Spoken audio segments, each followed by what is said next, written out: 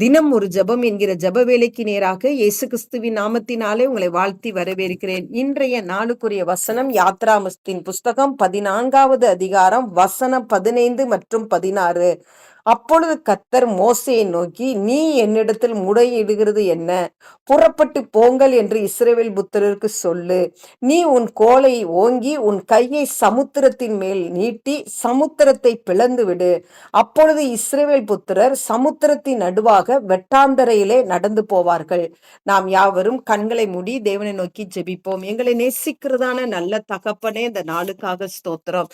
கர்த்தர் கொடுத்த புதிய நாளுக்காக நாங்கள் நன்றி செலுத்துகிறோம் ஆண்டவரே. புதிய கிருபைக்காக நன்றி, புதிய ஆசீர்வாதத்துக்காக நன்றி, நீங்க அருளுகிற புதிய நன்மைக்காக நாங்கள் நன்றி செலுத்துகிறோம் அப்பா. உம்மை துதிக்கிறோம், உம்மை போற்றுகிறோம், உம்மை ஆராதிக்கிறோம் ஆண்டவரே. ஆம் ஆண்டவரே, இந்த நாளிலே உம்முடைய பிள்ளைகள் எத்தனையோ நாட்கள் தேவ சமூகத்திலே முறையிட்டு இருக்கிறாங்கப்பா. எத்தனையோ நாட்கள் ஜெபித்து இருக்கிறாங்கப்பா ஆண்டவரே. ஏதோ ஒரு காரியத்திற்காக ஆண்டவரே நாட்கணக்கிலாக, ஆண்டவரே வார கணக்கிலாக, மாத கணக்கிலாக, வருட கணக்கிலாக ஜெபித்து இருக்கிறாங்கப்பா ஆண்டவரே. இப்பொழுது உம்முடைய பிள்ளைகளை பார்த்து நீங்க சொல்லுகிறீங்க ஆண்டவரே, கையில் இருக்கிற கோலை சமுத்திரத்துக்கு புறமாய் நீட்டு என்று சொல்லி ஆண்டவரே.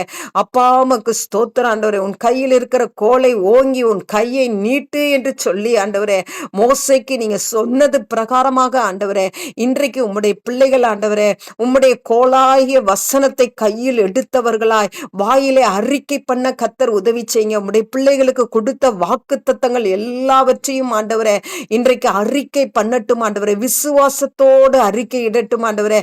என் தேவன் அற்புதங்களை செய்வார் என்கிற விசுவாசத்தோடு செய்ய ஆண்டவரே அறிக்கை இடட்டும் ஆண்டவரே. இம்மட்டும் எத்தனையோ காரியங்களிலே என்னை விடுதலையாக்கின தேவன் இந்த பாதையிலும் எனக்கு அற்புதத்தை செய்வார் என்று சொல்லி ஆண்டவரே ஆண்டவரே கர்த்தர் உம்முடைய பிள்ளைகளுக்கு கொடுத்த வாக்குத்தத்தமான வார்த்தையை சொல்லி அறிக்கையிட கர்த்தர் உதவி செய்யுங்கப்பா. அப்பொழுது ஆண்டவரே உம்முடைய பிள்ளைகளுக்கு முன்பாக அடைக்கப்பட்ட வாசல்கள் திறக்கப்படும். அதற்காய் ஸ்தோத்திரம் ஆண்டவரே. உமக்கு ஸ்தோத்திரம். நன்மைகளை பெற்றுக்கொள்வார்கள் அப்பா, சுகத்தை பெற்றுக்கொள்வார்கள் அப்பா, விடுதலையை பெற்றுக்கொள்வார்கள் அப்பா. அதற்காய் நன்றி செலுத்துகிறோம். உம்முடைய பிள்ளைகள் மகிழ்ந்து களி கூறட்டும், வசனத்தை அறிக்கையிடட்டும், விசுவாசிக்கட்டும் ஆண்டவரே.